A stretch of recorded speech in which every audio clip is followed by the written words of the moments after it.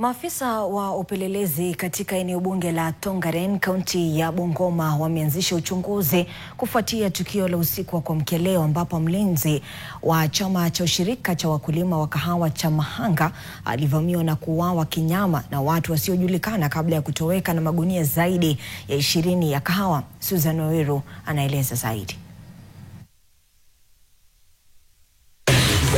Ni nyuso zilizojawa na huzuni na mshangao. Hii ni baada ya kuamkia kisa cha kutamausha ambapo mlinzi wa kiwanda cha kahawa cha Makanga mwenye umri wa miaka 60 alivamiwa na kuuawa na watu wasiojulikana. Ojman ameuawa, ana hata kambut, ana vifaa yoyote, alikuwa bure bila hata ana furimbi peke yake ndio inamsaidia, ndio kinga yake. Wahalifu hao baada ya kutekeleza mauaji wanadaiwa kuiba magunia zaidi ya 20 ya kahawa ambayo ni hasara kubwa sana kwa wakulima. Wakulima hao sasa wamependekeza kuongezewa kwa walinzi katika kiwanda hicho. Niliingia hapa nikaenda kwa store nikapata magunia 24 ya kahawa P1 ilikuwa imeibiwa.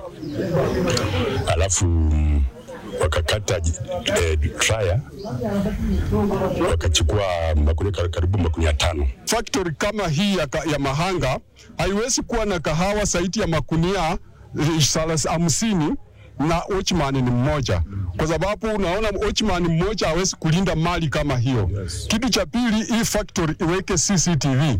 Maafisa wa polisi wamedhibitisha tukio hilo huku wakieleza kuwa uchunguzi unaendelea. Wito wangu kwa watu wa Mahanga, tuwe watulivu serikali inapoendelea kufanya uchunguzi huu.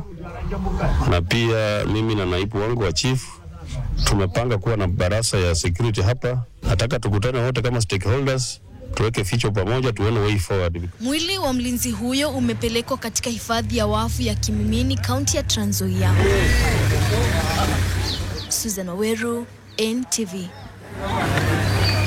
Kwa mtazamaji, baraza la makanisa